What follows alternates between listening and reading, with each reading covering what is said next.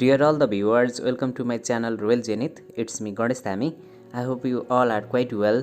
Today I am back with the next video of solution of model questions issued by Curriculum Development Center in the year 2078. Recently, Curriculum Development Center has published model questions along with specification grid. First of all, let's see the specification grid. कुन च्याप्टरबाट कति मार्क्सको कस्तो खालको question आउँछ त्यसको बारेमा discuss गरौँ. In final exam, in board exam, there will be three types of question: multiple choice questions, short answer questions and long answer question. MCQ को number एक नम्बर हुन्छ. यस्तो चाहिँ 11 वटा क्वेशन आउँछ र 11 को एउटाको दरले 11 नम्बर भयो र शॉर्ट आन्सर क्वेशन जम्मा 8 वटा आउँछ. यसको मार्क्स चाहिँ 5 नम्बर रहेको छ. त्यसैले गर्दा 8 पंचे 40 भयो यो टोटल नम्बर चाहिँ शॉर्ट आन्सर क्वेशनको. र लङ आन्सर क्वेशन 3 वटा आउँछ र प्रत्येक क्वेशनको नम्बर चाहिँ 8 हुन्छ. त्यसैले 3 × 8 गरेर 24 मार्क्स चाहिँ लङ आन्सर क्वेशनको भयो. Now let's talk unit wise. हरेक युनिटबाट कति नम्बरको कुन खालको क्वेशन आउँछ त. युनिट 1 बाट इन्ट्रोडक्सन टु ल्याङ्ग्वेज एन्ड लिङ्ग्विस्टिकबाट मल्टिपल चोइस क्वेशन 3 वटा आउँछ. 3 × 1 गरेर 3 मार्क्स भयो MCQ. शॉर्ट आन्सर क्वेशन 2टा आउँछ यसबाट. 2 × 5 भनेको 10 नम्बरको शॉर्ट आन्सर क्वेशन र 3 नम्बरको MCQ गरेर 13 नम्बर भयो यो युनिट 1 बाट. र युनिट 2 मा चाहिँ प्रोज भनेको या फिक्सन प्लस नन फिक्सन दुईटै स्टोरीज र त्यो एसेहरू छ.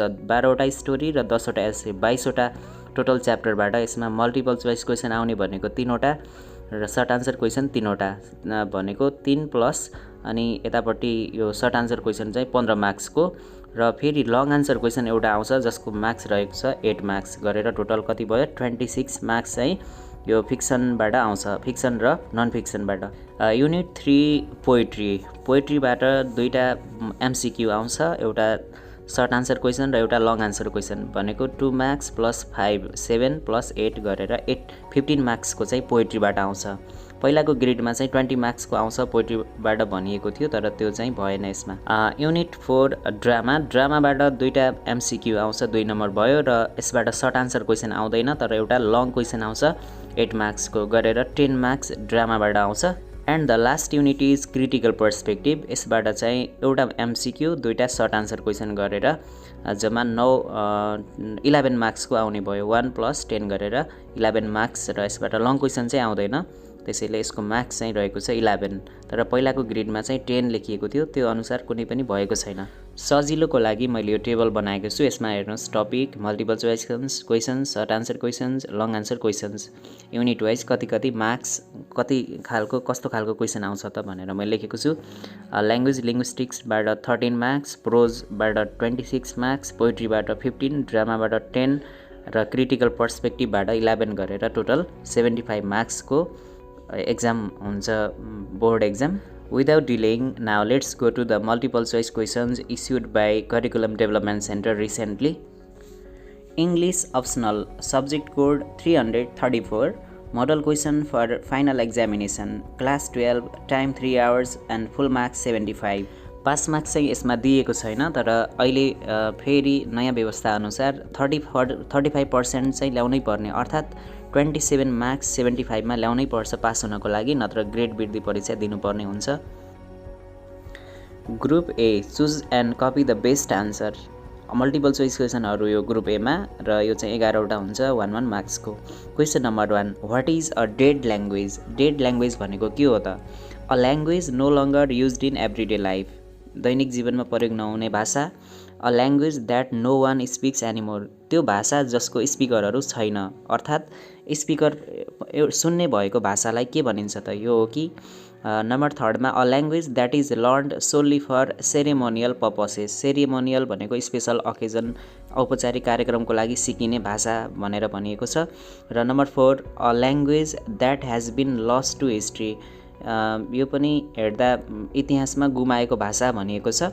यसको राइट आन्सर हो a language that no one speaks anymore. Option second I चाहिँ यसको राइट आन्सर हो. Question number 2, the Indo European family includes dash languages. तलका मध्ये इन्डो युरोपियन फ्यामिलीको भाषा कुन हो त. English, German, Swedish, Latin, French and modern languages. Hindi, Urdu, Sanskrit, Welsh, Irish, Latin. यो अप्सनमा दिएका सबै अप्सनहरू सही छन्। यो क्वेसन अलिक गलत जस्तो छ किनभने यो भाषाहरू सबै इन्डो युरोपियन नै हुन्। यिनीहरू म यो ल्याङ्ग्वेज फ्यामिलीको चार्ट देखाउँछु इन्डो युरोपियन फ्यामिली अन्तर्गतका भाषाहरू। अप्सन एमा दिएको इङ्ग्लिस, जर्मन र स्विडिस पनि यो इन्डो युरोपियन अन्तर्गत नै जर्मेनिक सबग्रुप अन्तर्गतको भाषा हो। अप्सन 2 मा दिएको Latin, French and modern languages पनि यही भाषा हो, यसकै यो इटालिक सबग्रुपको। अप्सन 3 को हिन्दी, उर्दू र संस्कृत ल्याङ्ग्वेज पनि यो इन्डो इरानियन अन्तर्गत यसैको सबग्रुप इन्डो इरानियनको अन्तर्गतमा पर्छ। यो पनि इन्डो युरोपियन ल्याङ्ग्वेज नै हो। र 4th अप्सनको वेल्स, आइरिस, ल्याटिन पनि यसैको भाषा हो, इन्डो युरोपियन हो। हेर्दा सबै अप्सनहरू इन्डो युरोपियन हुन्, त्यसैले यो क्वेसन गलत भएको हुनुपर्छ। सायद इन्डो युरोपियनको सट्टामा इन्डो इरानियन हुनुपर्छ र त्यसो भयो भने यसको राइट आन्सर हुन्छ यो option 3rd। Question number 3, mother tongue influence can be effectively minimized. क्लासमा विद्यार्थीहरूको मातृभाषाको प्रयोगलाई कम गर्नको लागि तलका मध्ये कुन उपाय अपनाउने? Number option I, using the mother tongue lace often. विद्यार्थीको मातृभाषालाई कक्षामा कम प्रयोग गर्ने। Giving examples from the mother tongue, उनीहरूको मातृभाषामा उदाहरणहरू दिने। Giving a lot of exposure in the target language, उनीहरूलाई टार्गेट ल्याङ्ग्वेजमा प्रशस्त मात्रामा त्यसमा इन्भाइरोमेन्टमा घुलमिल हुने, खुल्ने, त्यो सुन्न पाउने, लिसनिङ, स्पिकिङ सबै इन्भाइरोमेन्ट उनीहरूलाई क्रिएट गर्ने। अनि number Ivy, giving inputs from the target language in a simple graded manner. विदेशी भाषालाई सजिलो गराएर उनीहरूलाई सजिलो तरिकाले उनीहरूलाई बुझाउने भनेको छ। यसको राइट आन्सर हो option 3, giving lot of exposure in the target language. Question number 4, how did Sherlock Holmes solve the case in the story the 3 students. The 3 students भन्ने स्टोरीमा स्कुलको पेपर चोरी भएको हुन्छ स्कलरसिपको, त्यसको अनुसन्धान गर्दा शेरलक होम्स भन्ने यो जासुसीले कसरी पत्ता लगाउँछ? It was a lucky guess, यो भाग्यवश पत्ता लागेको हो भनेर भनिएको छ। Second option, he saw the culprit copying the test, उसले त्यो दोषी कल्प्रिटलाई त्यो पेपर चाहिँ सारिरहेको उसले देख्यो भनेको छ सेकेन्ड अप्सन। र थर्डमा, ही knew the culprit was tall and athlete, उसले त्यो चोर्ने मान्छे चाहिँ अग्लो थियो र ऊ खेलाडी हो, स्पोर्ट्स पर्सन हो, खेलाडी प्लेयर हो भन्ने थाहा पायो अरे। र नम्बर 4 मा छ, he did not solve the case at all, उसले समस्या समाधान गरेन भनिएको छ। यसको राइट आन्सर हो option 3rd, he knew the culprit was tall and athlete, उसले गेस के गर्यो भने यो खेलाडी हुनुपर्छ, अग्लो हुनुपर्छ, अग्लो झ्याल छ, त्यसैले त्यो अग्लो झ्यालबाट अग्लो मान्छेले नै देख्छ भनेर ऊ त्यसैले त्यो टल बोय र खेलाडी हुनुपर्छ किनकि खुट्टाको माटो पनि त्यो कोठामा झरेको थियो भनेर उसले यो गेस गरेको हुनाले यसरी यो पत्ता लागेको हो 3rd option. Question number 5, why does the mother disagree with Alu in the story living. यो लिभिङ भन्ने स्टोरी जुन एमजी भसनजीले लेखेका छन्, तान्जानियाको सेटिङ छ, त्यसमा आलु भन्ने विद्यार्थी ऊ विदेश पढ्न जान्छ, त्यसमा आमा किन असहमत हुन्छन्? She does not like him, she hates him America, she is afraid he will not return home, she is stubborn, उनी जिद्दी स्वभावकी छिन् भनेको छ। यसको राइट आन्सर हो option 3, she thinks that if her son goes to America he will not return and she will lose him. Question number 6, in the final sentence of once more to the lake the narrator feels. यो once more to the lake भन्ने एउटा एस्से छ, त्यसमा बाउछोराहरू महिने भन्ने ठाउँमा अमेरिकाको लेकमा घुम्न जान्छन्। यो सेन्टेन्समा अन्तिम सेन्टेन्समा राइटरले के फिल गर्छ? Like dancing, the chill of death, मृत्यु आउँदैछ, मृत्युदेखि सचेत भएको भन्न खोजेको यो। नम्बर 3rd, अ स्टोम एप्रोचिङ, आउँदै गरेको आँधी। र 4 मा छ the clean hair of the waitress. यसको राइट आन्सर हो द चिल अफ डेथ। यसमा के हुन्छ भने छोराले पानी परिरहेको बेला अरू क्याम्पमा आएका मानिसहरूसँगै नुहाउन जान खोज्छ, त्यो बेला उसले ड्रेस चेन्ज गरिरहेको बेला राइटरले आफ्नो ग्रोइनमा, आफ्नो तल्लो शरीरको भागमा कतै दुखे जस्तो फिल गर्छ, ऊ आफ्नो मृत्युदेखि सचेत भएको, अर्थात् he is aware of his death. Question number 7, the fool calls King Lear of her doing what. यो सेन्टेन्स अलि मिलेको छैन, यसको यो सिडिसीले पब्लिस गरेको क्वेसनमै यस्तो खालको ल्याङ्ग्वेज छ। यहाँ भन्न खोजेको यो किङ लियर भन्ने जुन king layer and his 3 daughters भन्ने पोइममा यो राजाले कुन खालको मूर्खता अथवा गल्ती गर्छन् भन्न खोजेको यसले। यसको अप्सनहरूमा number 1st, searching for the fool, 2nd, giving away his land, 3rd, hitting Oswald, 4th, leaving his palace. यसको राजाले गरेको फुलिस एक्टिभिटी भनेको गिभिङ अवे हिज ल्यान्ड अर्थात् किङडम उसले छोरीहरूमा बाँडेको छ र अन्त्यमा दुःख पाएको छ। his foolish activity is giving away his lands. Question number 8. During spring, the narrator describes himself as magical, mischievous, obstinate, a man with rough fingers. यो मेन्डिङ वाल भन्ने पोइमबाट आएको हो। स्प्रिङ सिजनमा न्यारेटर र उसको छिमेकीहरूले त्यो भत्केको ढुङ्गाको वाललाई, दिवाललाई, पर्खाललाई उनीहरूले बनाउने गर्छन्। यसमा स्प्रिङ सिजनमा न्यारेटरले आफैलाई कस्तो भन्छ त, कस्तो महसुस गर्छ त आफैलाई? म्याजिकल भनेको जादुमय, मिस्चिभियस भनेको नट्टी अथवा दुष्ट खालको भन्न खोजेको, अब्स्टिनेट भनेको जिद्दी, a man with rough fingers. यसको राइट आन्सर हो number 2 mischievous. Question number 9. What does Larry say he would do to Joe if they were in the same room in the drama All My Sons? Larry Keller जो केलरको जेठो छोरा हो र ऊ fighter प्लेनको pilot पनि हो। ऊ चाहिँ एरोप्लेन क्र्यास गराएर, त्यो फाइटर प्लेन क्र्यास गराएर आफ्नो बुवाले गरेको गल्ती थाहा पाएपछि आफ्ना साथीहरू गुमाउनु पर्यो र त्यो आफ्नो बदनामले गर्दा उसले सुसाइड गरेको हुन्छ र उसले जुन सुसाइड लेटर आफ्नो गर्लफ्रेन्ड एनलाई पठाएको हुन्छ त्यसमा के लेखिएको थियो भने यो एक्ट 3 मा दिएको छ, पार्ट 3 मा दिएको छ। उसले के भन्छ भने यदि म त्यही कोठामा मेरो बाउसँग हुन्थे भने म उसलाई किल गरिदिन्थेँ, उसलाई मारिदिन्थेँ भनेर उसले सुसाइड लेटरमा लेखेको हुन्छ। किनकि आफ्नो बुवाले त्यो डिफेक्टिभ एयरप्लेन सिलिन्डरहरू बेचेर ठुलो सङ्ख्यामा अर्थात् 21 जना आर्मीहरू मरे, त्यसैले गर्दा ऊ रिसाएको छ। त्यसैले यसको राइट आन्सर भनेको फर्गिभ हिम भएन, हग हिम पनि भएन, किल हिम यसको राइट आन्सर हो, पन्च हिम पनि भएन, kill him. Option 3 is right answer. Question number 10. What sarcastic expression does Hugh use to refer to the killers in the drama All My Sons? यो drama all my सन्समा स्यु भनेको doctor जिमको श्रीमती हो र जो केलरको छिमेकी हो। जब स्युले यो केलर फ्यामिलीको बारेमा कुरा काटिरहेको हुन्छ यो बेला एनले बचाउ गर्छ, किनकि क्रिसको ऊ त गर्लफ्रेन्ड हो, पहिलाको ल्यारीको गर्लफ्रेन्ड हो, त्यसैले गर्दा उसले बचाउ गर्छ यो बेलामा। अनि उनीहरूलाई व्यङ्ग्य गर्नको लागि स्युले भन्छ द होली फ्यामिलीको यो म छिमेकी भएकोमा एकदम गर्व छ भनेर उसले घुमाएर व्यङ्ग्य हान्छ त्यो फ्यामिलीलाई, होली फ्यामिली पवित्र परिवार भन्छ।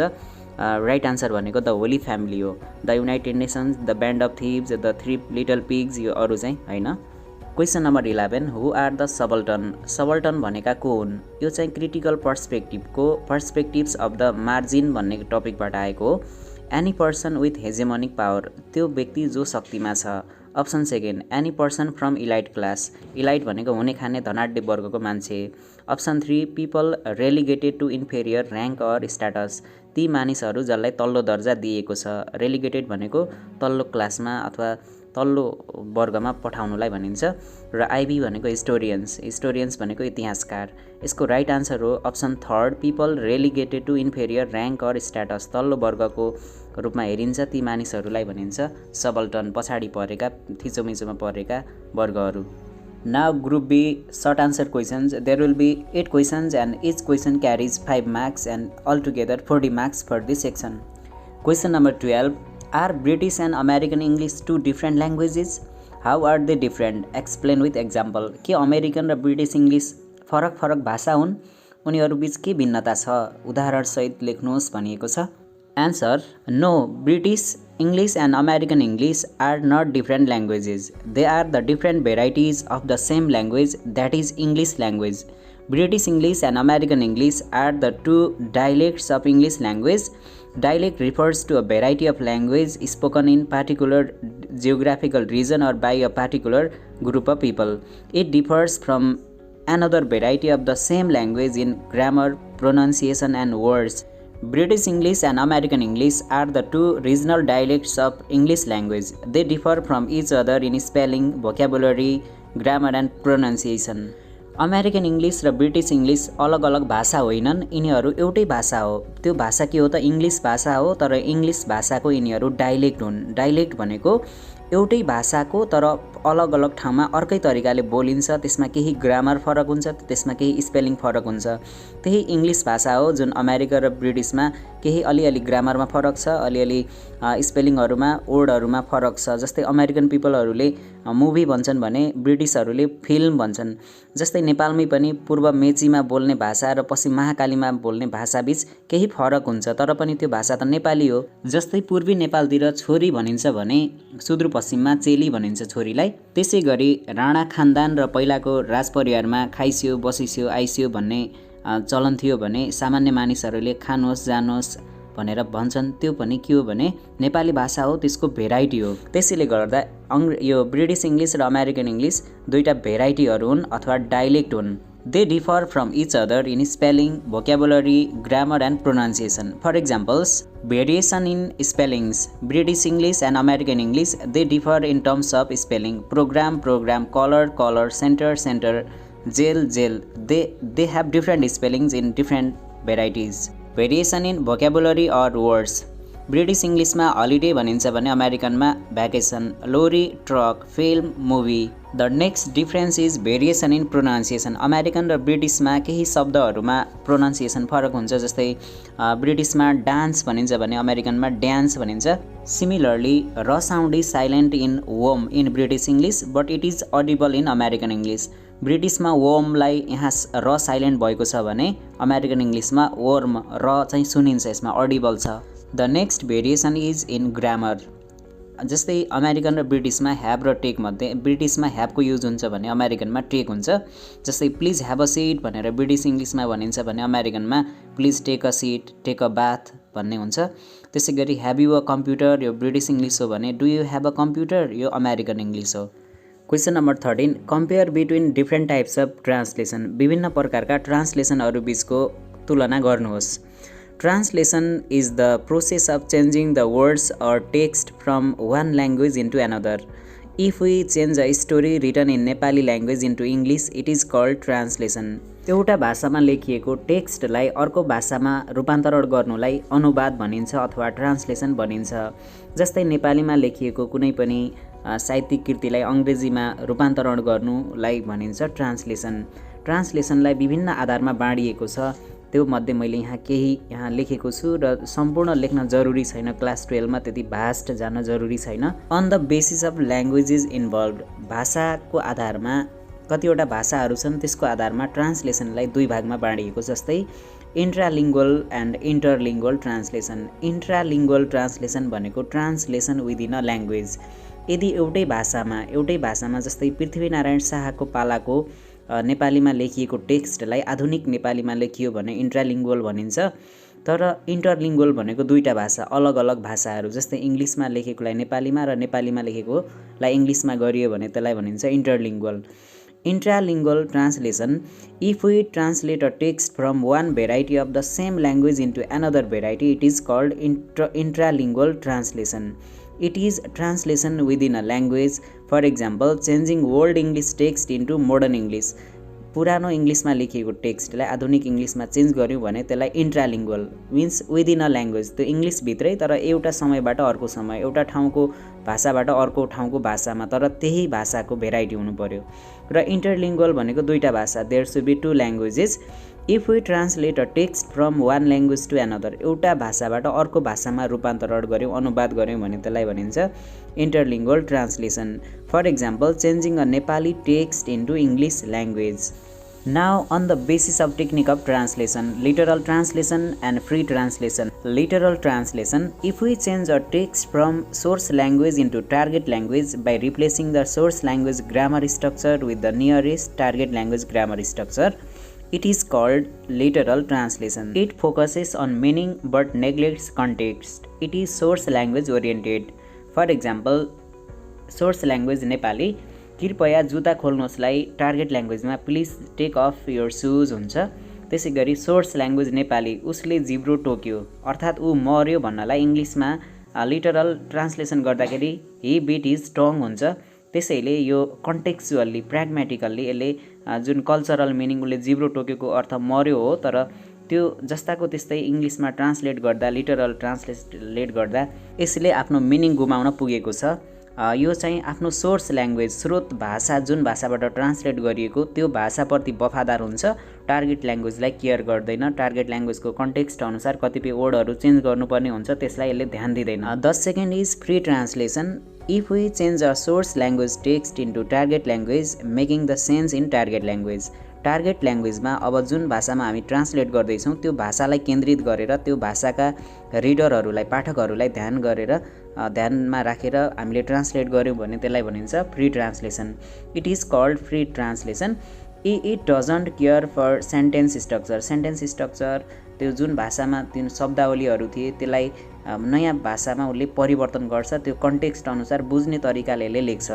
It is target language oriented. यसले चाहिँ टार्गेट ल्याङ्ग्वेजका रिडरहरूलाई ध्यान दिन्छ। जस्तै फर इक्जाम्पल उसले जिब्रो टोक्योलाई यसले हि डाइड भनिदिन्छ, किनभने अघिल्लोमा हि बिट इज स्ट्रङ थियो तर यसले चाहिँ त्यो मिनिङलाई बोक्ने काम गर्यो, अघिल्लोले चाहिँ त्यो बोक्न सकेको थिएन। त्यसै गरी नहुनुभन्दा कानो मामा बेसलाई इङ्ग्लिसमा लिटरल ट्रान्सलेसन गर्ने हो भने यसले अर्कै अर्थ दिन्छ, यो मिनिङ हराउँछ यसको। त्यसैले something is better than nothing भनेको छ, यो फ्री ट्रान्सलेसन हो। Question number 14, what type of relationship did Gregor Samsa have with his family भनेर यो स्टोरीबाट क्वेसन सोधिएको छ, तर यो हाम्रो कोर्समा छैन, तर यो मोडल क्वेसनमा दिएको छ, सायद बाई मिस्टेक यो राखिएको हुनुपर्छ। So I am going to skip this, यसलाई म छोड्न गइरहेको छु।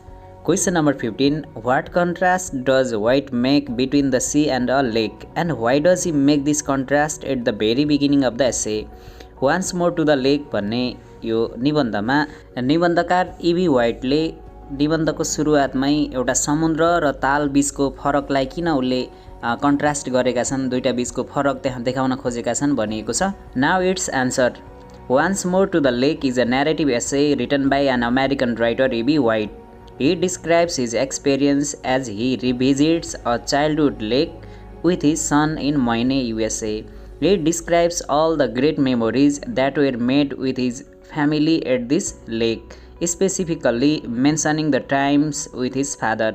यो निबन्धमा इबी वाइटले आफ्नो बाल्यकालमा आफ्नो बुवासँग अमेरिकाको मैने स्थित ताल भ्रमणको बारेमा उनले डिस्क्राइब गरेका छन् र त्यो विगतको याद आएर उनले फेरि एकपटक आफ्नो छोरासँग, अहिले आफू वृद्ध अवस्था पुग्न लागिसके र आफ्नो छोरासँग त्यो ताल भ्रमण जान लाग्दाको कुराहरू उनले यो एस्सेमा लेखेका छन्। White makes contrast between the sea and a lake at the very beginning of the essay. The essayist says although he has become a salt water man he doesn't like sea because there are tides in summer। एस्सेको सुरुवातमै लेखकले ताल र समुद्र बीचको फरक छुट्याएका छन् र उनले भन्दैछन् उनी साल्ट वाटर म्यान भएका छन्। यसको मतलब के हुन्छ भने समुद्रको पानी साल्टी हुन्छ, नुनिलो हुन्छ, उनी समुद्रको नजिक बस्ने बानी परेको भए पनि उनको घर समुद्रको नजिकै छ, तर पनि उनलाई समुद्र मन पर्दैन किनभने समर सिजनमा त्यहाँ ज्वारभाटा आउँछ, टाइड आउँछ, छाल आउँछ हावाहुरी सहित।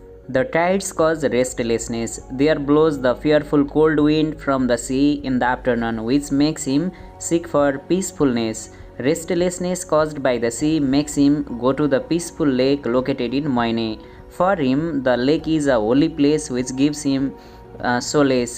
White went to the lake for the first time in 1904 with his family when he was just 5. His family used to go to the lake in every summer on August 1st for vacation. They used to spend their whole month on August at the lake. His family thought there was not any place in the world like that. White finds himself wanting to go back to the past and goes to Moine to spend his vacation with his son.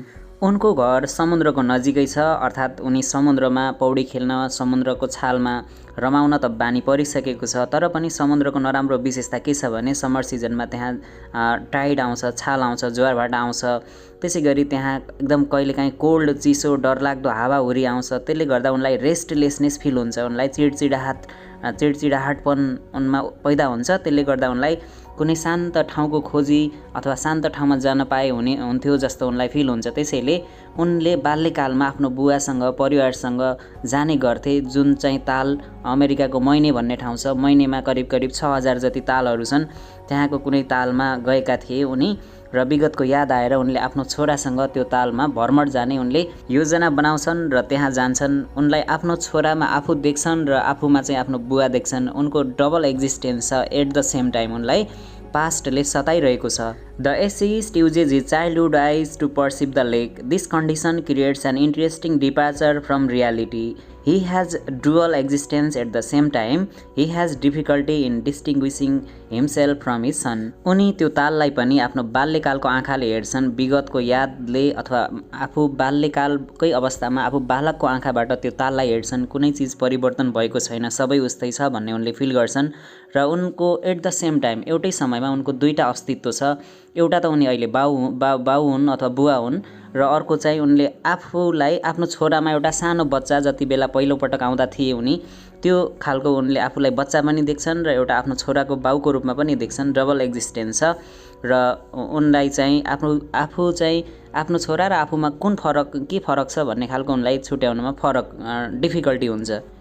Now question number 16. What arguments do the writers make in favor of lean production? Give their examples too. From how lean production can change the world.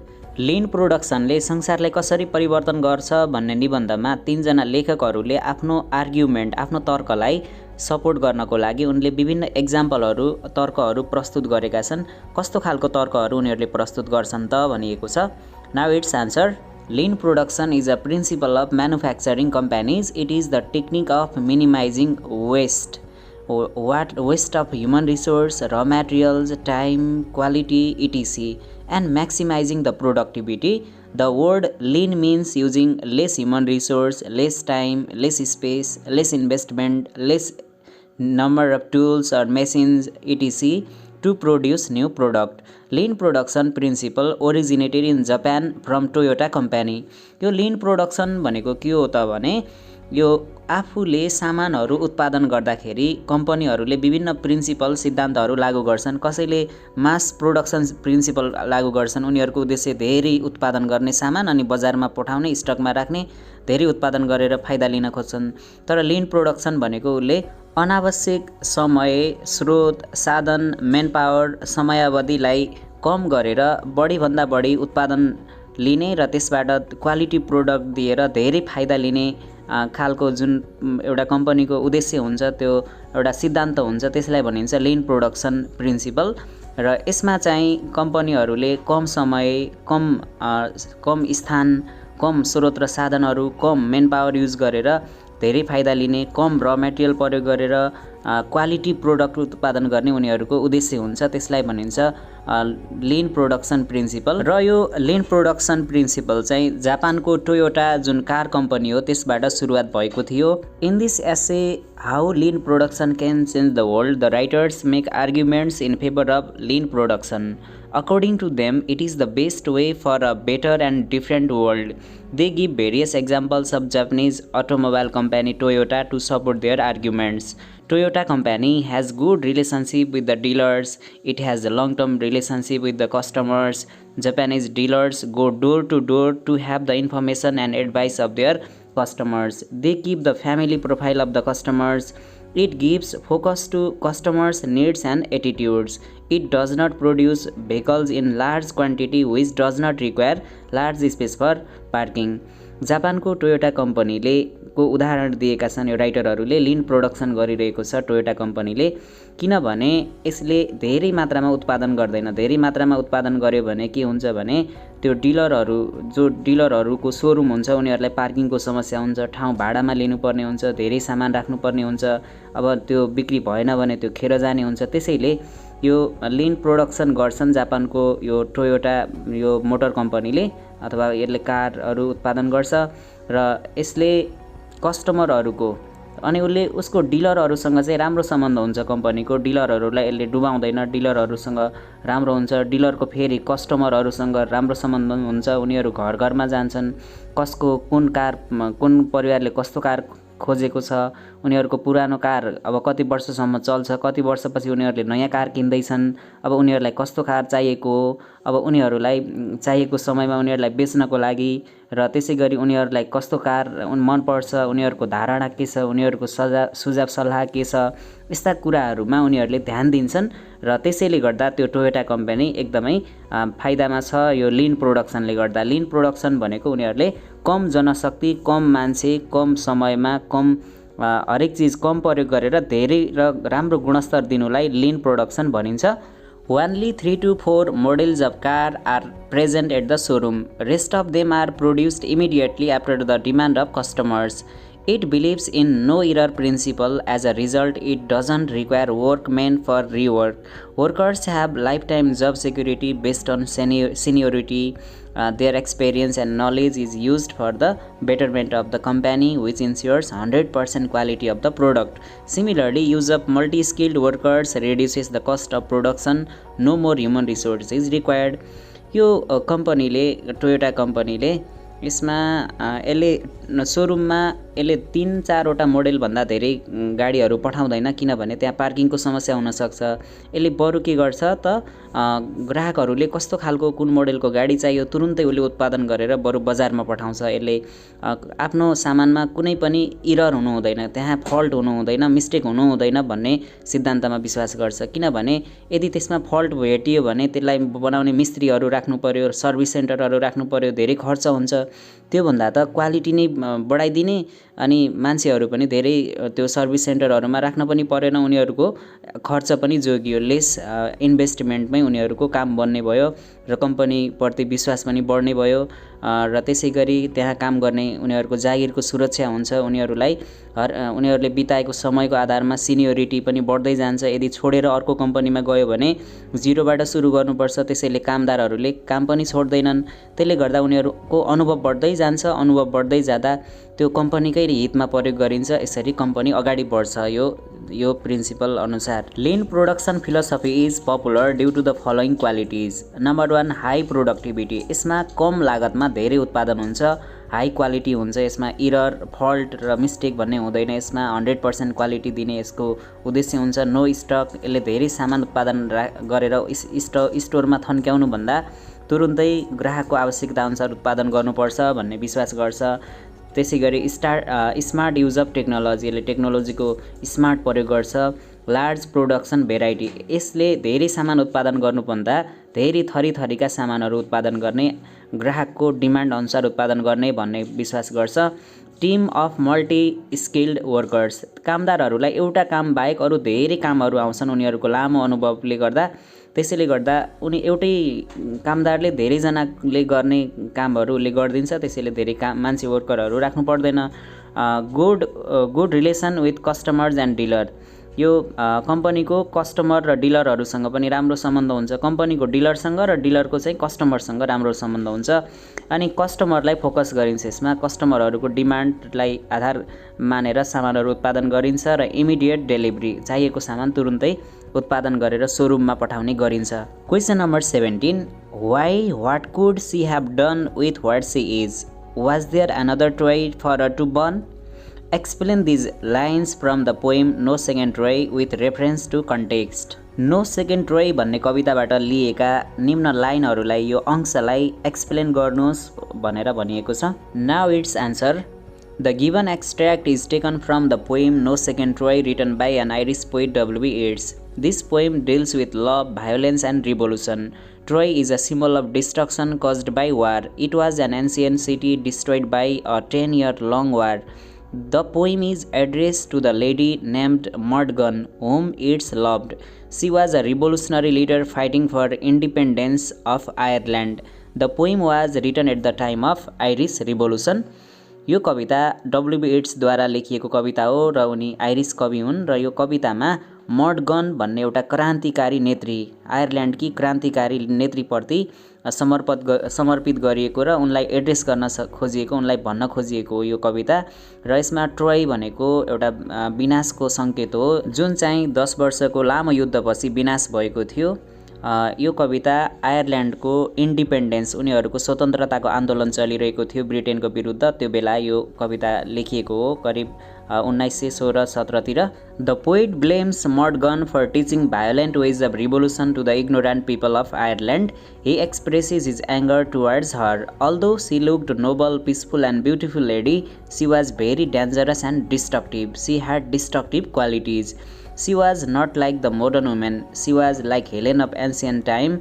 In the above lines, the poet asks what she wanted to do by being so dangerous and violent.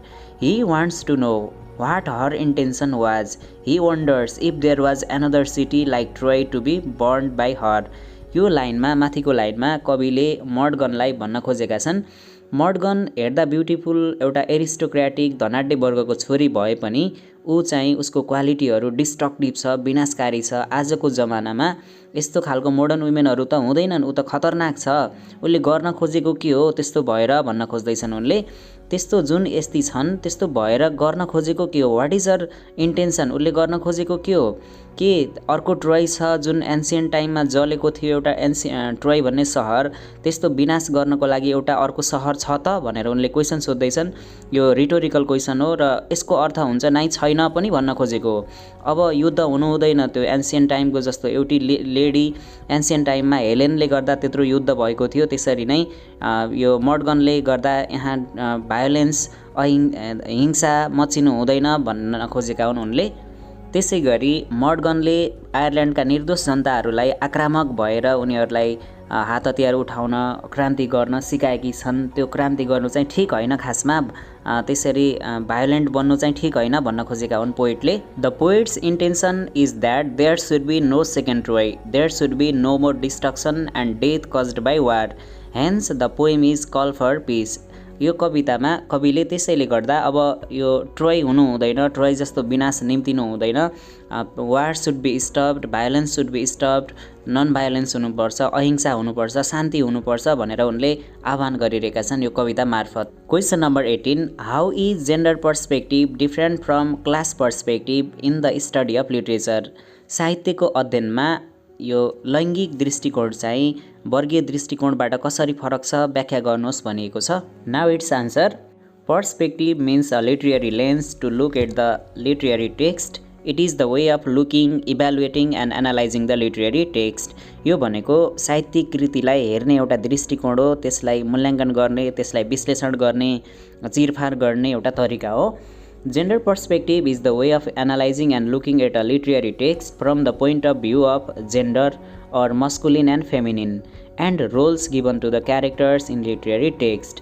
यो gender perspective अर्थात् लैङ्गिक दृष्टिकोण भनेको साहित्यिक कृतिमा भएका पात्रहरू बीच पुरुष र महिलाहरूलाई कस्ता कस्ता उनीहरूलाई रोल दिएको छ, उनीहरूको भूमिका के छ त्यसको आधारमा वर्गीकरण गर्नु अथवा त्यसको बारेमा अध्ययन गर्नुलाई भनिन्छ भने class perspective is the way of analysing literary text in terms of class of the characters used in the text.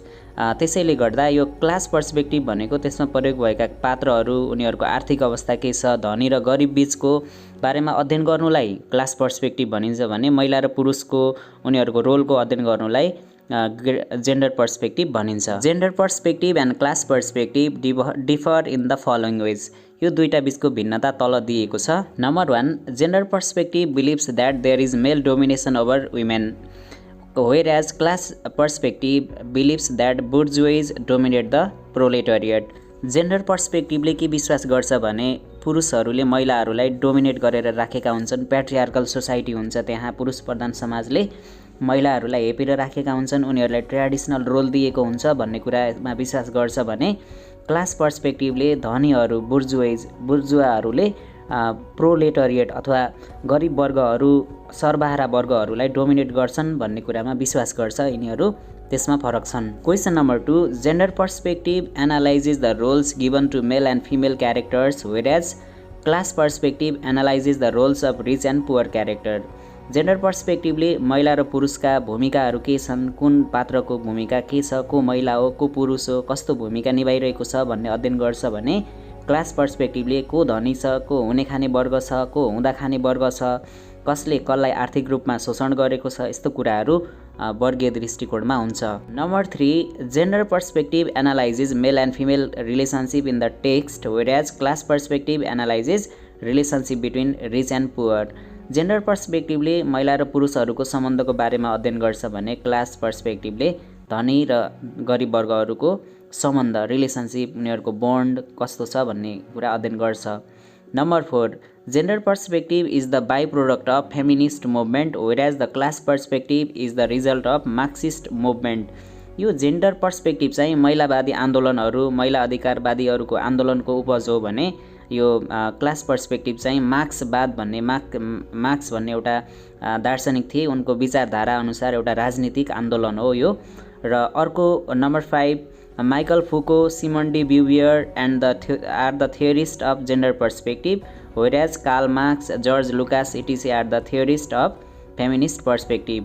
यो माइकल फुको, सिमोन डी ब्युवर चाहिँ महिलावादी हुन् भने यो कार्ल मार्क्स, जर्ज लुकास आदिहरू चाहिँ वर्गीय दृष्टिकोणमा विश्वास गर्ने दार्शनिकहरू र विद्वान हुन्। Question number 19, write a short note on any one of the following. Number A the character perspective and B cultural perspective. एक्जाममा चाहिँ यो दुईटा मध्ये एउटाको मात्रै लेख्नुपर्ने हुन्छ, तर म दुईटैको आन्सर यहाँ प्रेजेन्ट गर्न गइरहेको छु। Now answer of number A the character perspective. It is the study of reading the psychology of the characters and the writer. यो भनेको कुनै पनि साहित्यिक सिर्जनामा प्रयोग गरिएका पात्रहरूको मनोविज्ञान र लेखकको मनोविज्ञानको बारेमा अध्ययन गर्नुलाई भनिन्छ। It is the way of analysing characters behaviour and their hidden desire. पात्रहरूको उनीहरूको व्यवहारको आधारमा उनीहरूको लुकेका दबिएका चाहनाहरू, डिजायरहरू के हुन् त भन्ने खालको अध्ययन गर्ने गर्छ यसले। Sigmund Freud is the propounder of this theory. Sigmund फ्रॉइडले यसको सुरुवात गरेका थिए। According to him human behaviours are guided by unconscious desires. मानिसका व्यवहारहरू उसको अचेतन दिमागले निर्देशित हुन्छन् भनेर उनले भन्छन्। It is also called psycho analytic perspective. यसलाई साइको एनालिटिक अथवा मनोविश्लेषणात्मक फ्राइडवादी दृष्टिकोण पनि भनिन्छ। This perspective believes that human beings have many desires for power, love, sex and so on. मान्छेका असीमित चाहनाहरू हुन्छन्, शक्ति प्राप्त गर्ने, यौन चाहना पूरा गर्ने, प्रेम गर्ने विभिन्न चाहनाहरू हुन्छन्। But all the desires cannot be fulfilled easily. Suppose someone got sexually attracted to his college friend, but he has to repress his desire due to society. कुनै व्यक्ति मानव उसँग यौन चाहना भयो, आफ्नो साथीप्रति ऊ आकर्षित भयो मानव कलेजमा, तर समाजले गर्दा उसले दबाएर राख्नुपर्ने हुन्छ।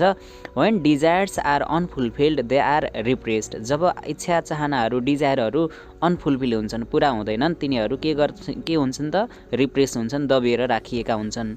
The repressed desires make a storehouse in our mind. र ती दबिएका चाहनाहरू हाम्रो दिमागमा एउटा भण्डारण हुन्छन् र त्यहाँ एउटा स्टोर हाउस बनाउँछन् अथवा भण्डार कक्ष बन्छ त्यहाँ। Those desires affect our unconscious mind. उनी त्यस्ता दबिएका चाहनाहरूले हाम्रो अचेतन दिमागलाई प्रभाव पारिरहेका हुन्छन्। Our unconscious directs our conscious activities. त्यो हाम्रो अचेतन जुन चाहिँ हामी चाल पाइरहेका हुँदैनौँ, तर भित्रभित्रै अचेतन दिमागले हाम्रो सचेतन अथवा सचेत अवस्थाका जुन क्रियाकलापहरूलाई, व्यवहारलाई प्रभाव पारिरहेको हुन्छ। The desires try to come out but control it and tell a joke, or write erotic poem, or see an attractive person in dream etc. अब यो विभिन्न दबिएका चाहनाहरूले कसैले साहित्य लेख्छ, कसैले भल्गर जोक भन्छ, कसैले इरोटिक अथवा काम उत्तेजक कविता लेख्ला, उत्तेजक फिल्महरू, पोर्नोग्राफीतिर एट्र्याक्टेड भएर फिल्महरू हेर्ने, कसैले अब त्यस्तो सेक्सुअल ड्रिमहरू देख्ने हुनसक्छ। यो दबिएका चाहनाहरू यसरी व्यक्त हुन्छन्। According to this perspective there are 3 layers in human mind. यसको यो दृष्टिकोणको अनुसार हाम्रो दिमागमा 3वटा तहहरू हुन्छन्, 3वटा भण्डारणहरू हुन्छन्।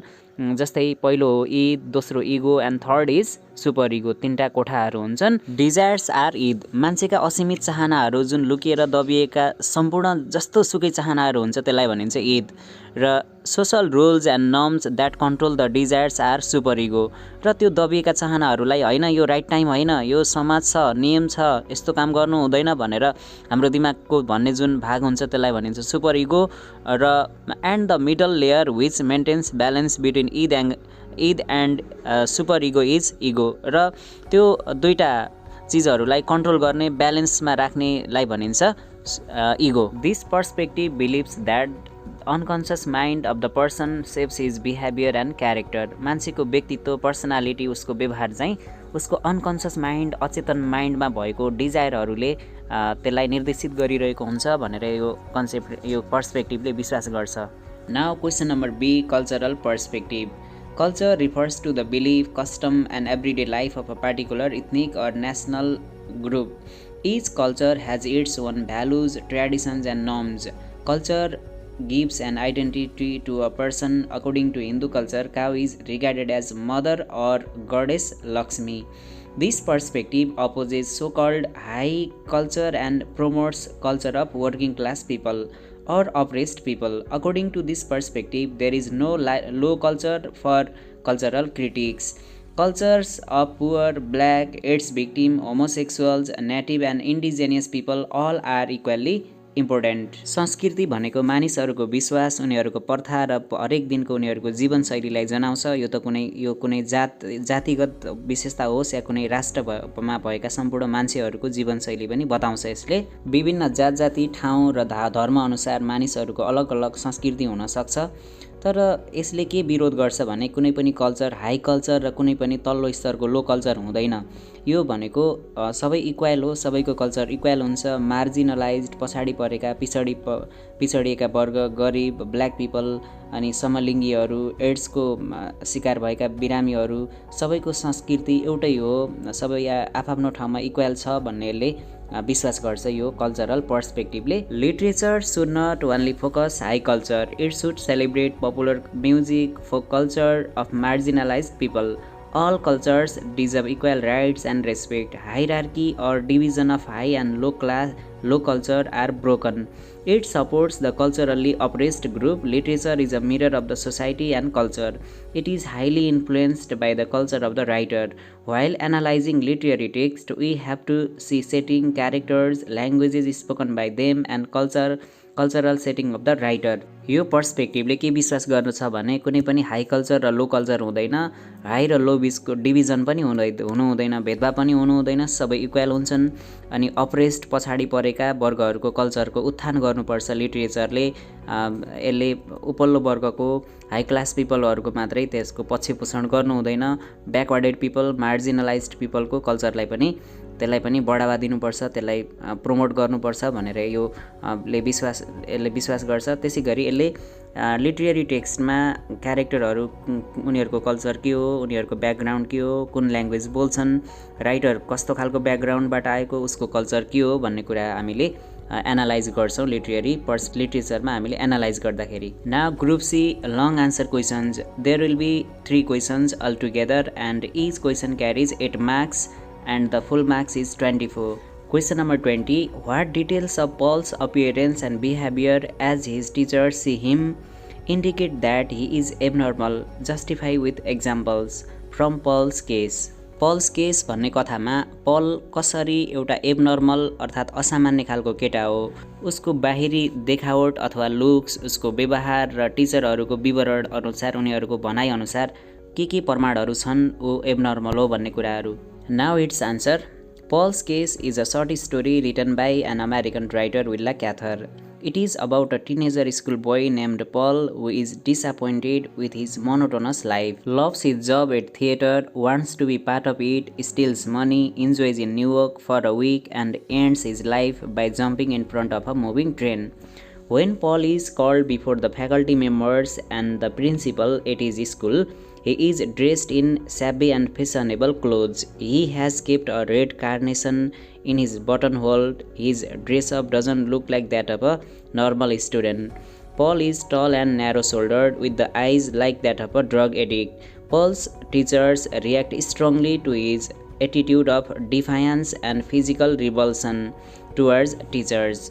पल्स केस भन्ने कथाको मुख्य पात्र पल हो। ऊ टिनेजर केटा हो, ऊ विद्यालय जान्छ र उसको व्यवहारदेखि टिचरहरू दिक्क भएका छन्, किनभने उसले अवज्ञाकारी, खासै उसको मिस्टेक के हो भनेर टिचरले भन्न सक्दैनन्, तर पनि उसले टिचरहरूलाई अलि नटेरे जस्तो, अलि अवज्ञा गरे जस्तो, टिचरहरूलाई घृणाको भावले अथवा डिस्गस्ट, हेट्रेडको भावले हेरे जस्तो उनीहरूले महसुस गर्छन्। उसको ड्रेसअप पनि लामो खालको झुत्रे खालको छ, च्यातिएको, अनि फेसनेबल पनि छ उसको ड्रेस। अनि आफ्नो अगाडि बटन होलमा, छातीमा त्यो सर्ट कोटमा खास गरी एउटा फुल राखिन्छ आफ्नो छाती घाँटीको तल, त्यस्तो खालको उसले कार्नेसन, रेड कार्नेसन, रातो खालको फ्लावर राखेको छ बटन होलमा। यो खालको ड्रेसअप छ उसको। र फ्याकल्टी मेम्बर्सहरू, टिचरहरू र प्रिन्सिपलको अगाडि उसलाई बोलाइन्छ, उसलाई केरकार गर्नको लागि, उसको अनुशासनहीन गतिविधिहरूको बारेमा सोधपुछ गर्नको लागि अफिसमा बोलाइएको छ। The faculty members can not tell what problem Paul actually has. His teachers are not happy with his activities. According to his teachers, Paul's case was not a normal case. Teachers believe that Paul hates them. Throughout the entire criticism, Paul doesn't have seriousness. Instead, he keeps smiling. Once Paul was told to write something on the board by his English teacher. While he was writing, his teacher tried to guide him. Paul thrust his hands violently behind him. His teacher felt insulted. According to his drawing master, one day when Paul was sleeping in his class, his face looked like that of an aged man.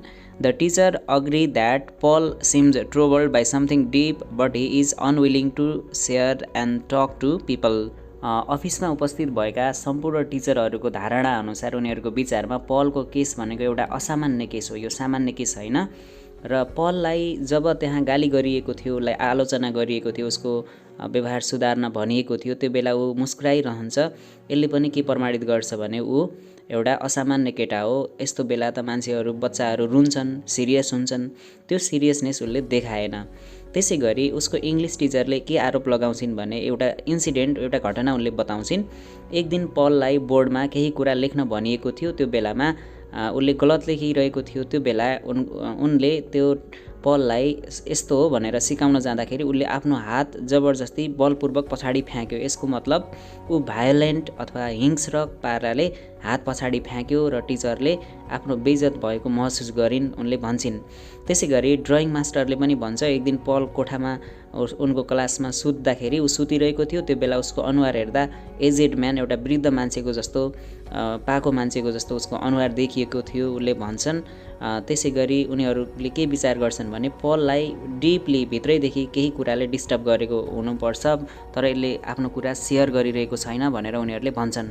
His mother is dead. He doesn't have good relationship with his father. All of these details related to his appearance, behavior and the way teachers see him indicate that Paul is abnormal. उसको आमाको पनि निधन भएको थियो सानैमा, ऊ सानो हुँदा, र उसको बुवासँग पनि पलको राम्रो सम्बन्ध छैन। र माथि दिएका सम्पूर्ण विवरणहरूले के प्रमाणित गर्छ भने पल एउटा असामान्य केटा हो। उसलाई स्कुलदेखि, विद्यालयदेखि, टिचरदेखि, घरदेखि, सबै चिजदेखि उसलाई दिक्क लाग्छ, उसलाई मोनोटोनस लाग्छ, बोरिङ लाग्छ। Question number 21. How did Milton use the development of ongoing event or present problems with a mystical resolution in Sonnet 8? Explain. John मिल्टनले आफ्नो कविता सोनेट 8 मा कसरी तत्कालीन अवस्थामा विकसित घटनाको समाधानको लागि रहस्यमय समाधान प्रस्तुत गर्छन्? Now its answer. Sonnet 8 is a sonnet poem written by a famous English poet John Milton. This poem is a request of the poet for special protection to the poet himself and his house during the time of civil war in Britain. This poem has a single stanza, octave and sestet are together. Its rhyme scheme is ABBA, ABBA in octave and CD, CD, CD in sestet. The speaker is the poet himself. This poem was written during the Civil War of Britain in 1642.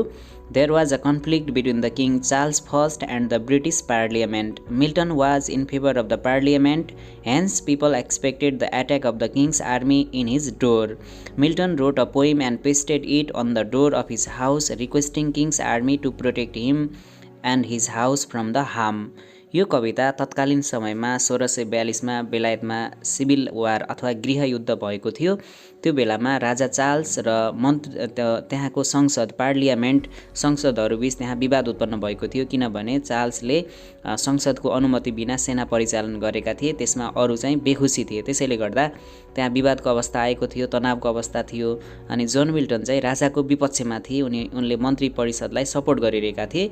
त्यो बेलामा अब मिल्टनलाई पनि राजाले कारबाही गर्छन् कि राजाका आर्मीले उनको घरमा एट्याक गर्छन् कि भनेर विभिन्न अनुमानहरू लगाइएको थियो। त्यो परिप्रेक्ष्यमा जोन मिल्टनले यो कविता लेखेर राजाका आर्मीहरूलाई, पोएटलाई आक्रमण नगर, कवि भनेको एउटा स्पेशल पर्सन हो, उसको सम्पत्ति, उसको घर, उसलाई केही पनि क्षति नहोस्, उसलाई जोगाऊ, उसलाई बचाऊ युद्धको समयमा भनेर उनले रिक्वेस्ट गरेर यो कविता लेखेर उनले आफ्नो घरको ढोकामा टाँसेका थिए। यो 14 लाइनको कविता सोनेट हो।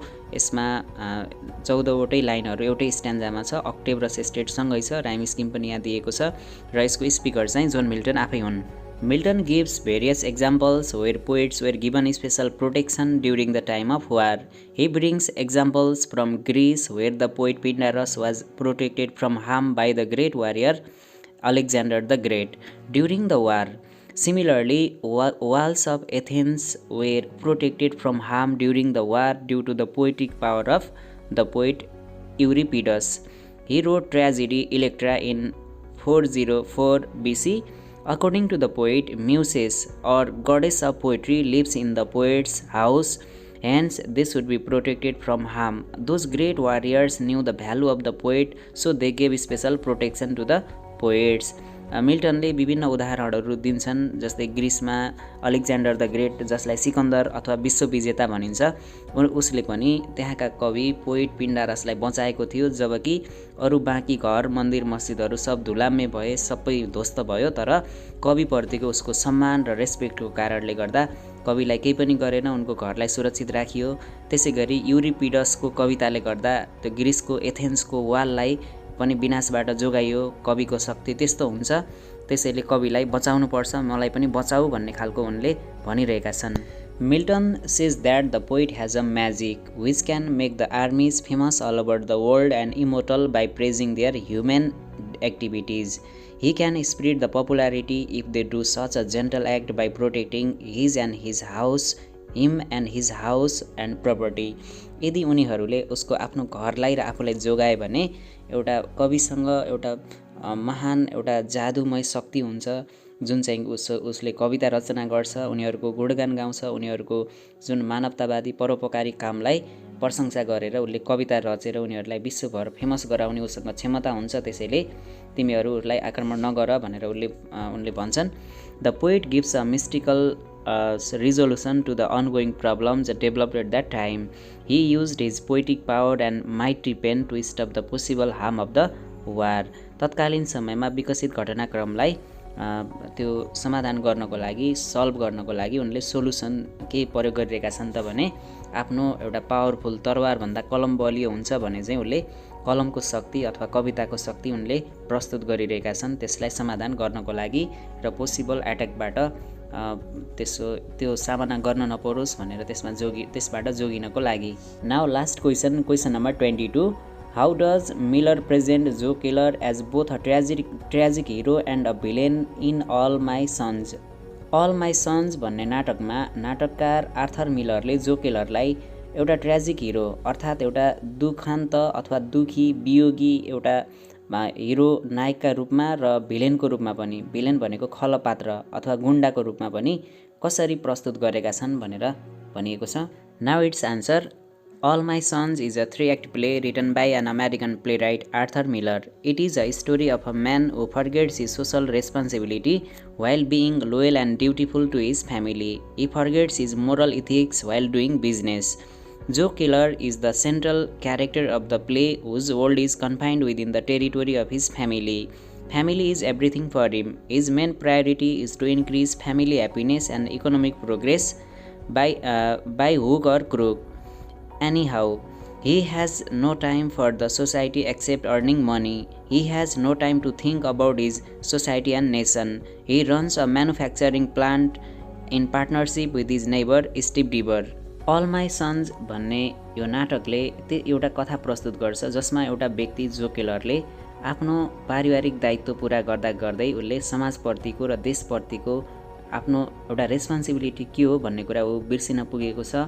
बिजनेस गर्दा गर्दै उसले बिजनेस इथिक्स अलिकति नियम कानुन अथवा एउटा नैतिकता गुमाएको छ उसले। त्यो व्यक्ति हो जो केलर। जो केलर भनेको यसको सेन्ट्रल क्यारेक्टर हो। उसको परिवार बाहेक अरू कुनै सोच्ने समय छैन, फुर्सद छैन। उसको मेन प्रायोरिटी भनेको पैसा कमाउने र फ्यामिली ह्याप्पिनेस बढाउने। त्यो बाहेक अरू कुरामा उसको ध्यान छैन, अरूको कुराको बारेमा उसले सोच्ने फुर्सद छैन। बाई हुक अर क्रुक जसरी पनि एनी हाउ उसको उद्देश्य भनेको पैसा कमाउने छ। उसको एउटा म्यानुफ्याक्चरिङ प्लान्ट, मेसिनरीहरू, पाटपुर्जाहरू उत्पादन गर्ने एउटा फ्याक्ट्री छ। उसले आफ्नो साथी र नेइबर, आफ्नो छिमेकी स्टिभ डिभरसँग यो कम्पनी खोलेको छ। For the sake of money he orders to supply defective airplane parts to the US army which causes the 21 fighter planes to crash killing 21 pilots. उसले पैसाको लागि आफ्नो साथीलाई आफ्नो बिजनेस पार्टनरलाई क्र्याक भएका एरोप्लेनको सिलिन्डरहरू एयरप्लेन सिलिन्डरहरू डिफेक्टिभ एयरप्लेन पार्ट्सहरू सप्लाई गर्न आर्मीलाई बेच्न भन्छ, जसले गर्दा आर्मीको 21वटा फाइटर प्लेनहरू दुर्घटना हुन्छ र 21वटै पाइलटहरू मर्छन्। Killer is a tragic hero and a villain in the play. Tragic hero is a hero who has some flaw or weakness or wrong decision which causes his downfall. Tragic hero भनेको त्यस्तो hero हो जो आफ्नै कमजोरी, कुनै गलत डिसिजनको कारणले, कुनै घमण्डको कारणले गर्दा ऊ आफ्नै उसको अन्त्य हुन्छ, डाउनफल हुन्छ, पतन हुन्छ। किलर पनि त्यस्तै खालको हिरो हो यहाँ। He is a tragic hero whose weakness of selling defective cylinders causes his downfall. उसको अन्त्य कसरी हुन्छ भने उसको पतन उसले गरेको डिसिजन जुन चाहिँ त्यो डिफेक्टिभ एयरप्लेन पार्ट्सहरू बेच्नु नै उसको कमजोरी हुन पुग्छ। He dedicates his whole life for the welfare of his family. He sacrifices everything including his honor for the sake of family. उसले आफ्नो परिवारको लागि आफ्नो इज्जत पनि दाउमा राखेर, आफ्नो इज्जतलाई पनि खतरामा राखेर यो डिसिजन गरेको हुन्छ, तर त्यो आखिर गर्न त उसले परिवारको भलाइको लागि गरेको हो।